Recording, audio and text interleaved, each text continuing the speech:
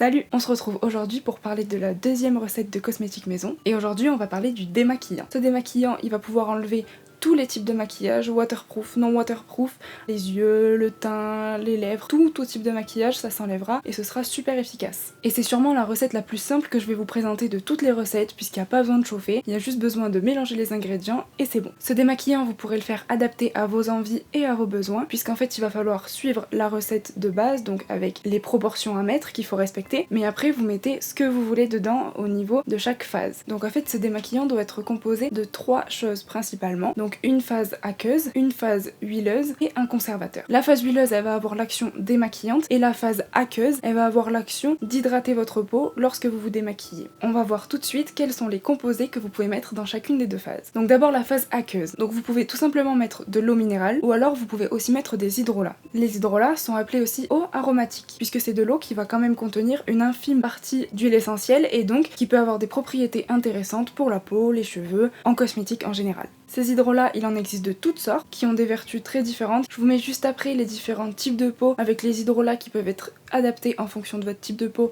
ou même adaptés en fonction de certains problèmes de peau et qui peuvent aider à réguler ces problèmes. Comme ça, si ça vous intéresse d'utiliser un hydrolat, vous pourrez le choisir en fonction de vos besoins.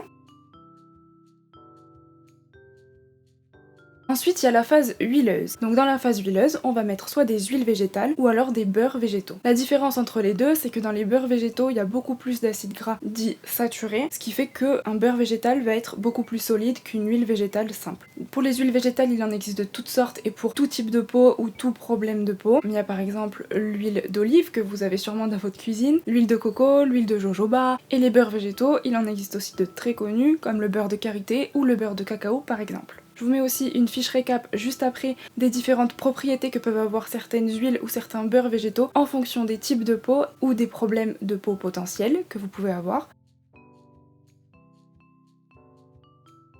Et ensuite, la troisième chose à mettre dans son démaquillant, c'est donc le conservateur. En fait, à chaque fois qu'il y a une phase aqueuse dans un produit, que ce soit une crème, que ce soit du coup là un démaquillant, il faut mettre un conservateur puisque l'eau est propice au développement bactérien. Des conservateurs, il en existe des tonnes. Pour débuter, c'est bien d'utiliser le Cosgar par exemple, qui est un bon conservateur puisqu'il est facile d'utilisation et qu'en plus il est économique, mais il en existe d'autres, l'extrait de pépins de pamplemousse ou alors le Lucidal ou d'autres. Donc maintenant, on va passer à l'analyse de la composition du démaquillant que je vais vous présenter dans cette vidéo. J'ai voulu faire un démaquillant vraiment très simple à réaliser, économique et adapté à absolument tous les types de peau. C'est pour ça qu'en phase aqueuse, j'ai utilisé tout simplement l'eau minérale. Attention, faut pas utiliser l'eau du robinet, il faut bien utiliser l'eau minérale dans les produits cosmétiques qu'on fait à la maison. Ensuite, pour la phase huileuse, j'ai choisi d'utiliser une seule huile et c'est l'huile de jojoba puisqu'elle convient à absolument tous les types de peau. Pour les peaux sèches ou fragiles, elle va nourrir la peau sans laisser donc de film gras, donc elle est assouplissante. Et pour les peaux à problème où il y a des boutons ou les peaux grasses ou les peaux mixtes, elle va pas être un souci non plus puisqu'elle ne favorise pas l'apparition de boutons et qu'en plus elle est régulatrice de la sécrétion du sébum. Ensuite pour le conservateur, le Cosgar convient très bien comme tous les autres conservateurs en fait. Moi j'ai utilisé un conservateur qui s'appelle le benzyl alcool, mais encore une fois n'importe quel conservateur convient. Dans ce démaquillant j'ai aussi rajouté de la vitamine E, c'est pour éviter en fait l'oxydation des huiles, mais c'est complètement facultatif contrairement au conservateur qui est très important. Maintenant je vais vous présenter la recette et on se retrouve juste après, c'est parti.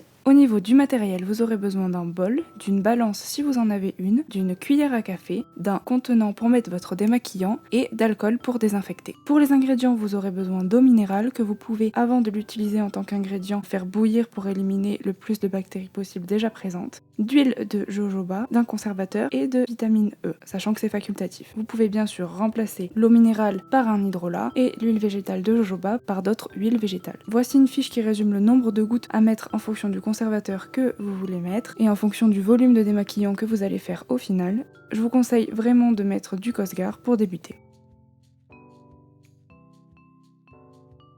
Il faut bien penser à laver et désinfecter son plan de travail avant de faire un cosmétique à la maison. Il faut bien penser aussi à se laver les mains pour avoir un environnement le plus stérile possible. Donc ici, j'ai déjà lavé mon plan de travail et je l'ai désinfecté et j'ai aussi lavé mes ustensiles. Je vous montre ici seulement la désinfection du matériel. Pensez également à bien désinfecter votre flacon dans lequel vous allez mettre votre démaquillant. Pour la recette, il faudra 25 g d'eau minérale ou 10 cuillères à café. Vous versez ensuite cette eau minérale dans votre flacon. Vous ajoutez votre conservateur, donc par exemple si c'est du Cosgar, il en faudra 10 gouttes. Ensuite, au niveau de l'huile de jojoba, il en faudra 25 g ou 12 cuillères à café. Ensuite, vous verserez cette huile dans votre flacon et vous pouvez ajouter la vitamine E, mais c'est facultatif, 2 gouttes suffiront. Ensuite, vous voyez, on mélange le démaquillant, il devient homogène quand on le mélange et ensuite vous pouvez voir qu'il déphase. J'ai ensuite réalisé un test sur ma main comme vous pouvez le voir ici, c'est du rouge à lèvres sans transfert, donc vous savez il est assez dur à enlever. Donc d'abord on mélange le démaquillant, on en met et vous voyez que tout part.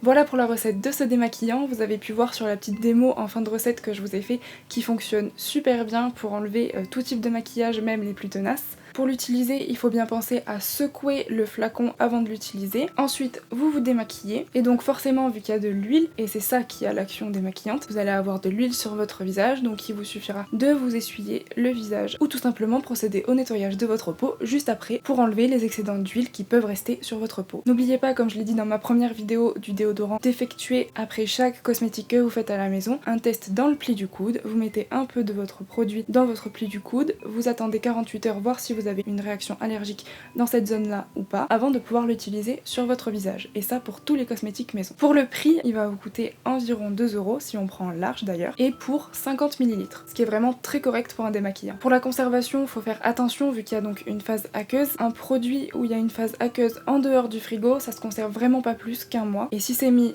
au frigo juste après sa préparation, ça peut aller jusqu'à 3 mois.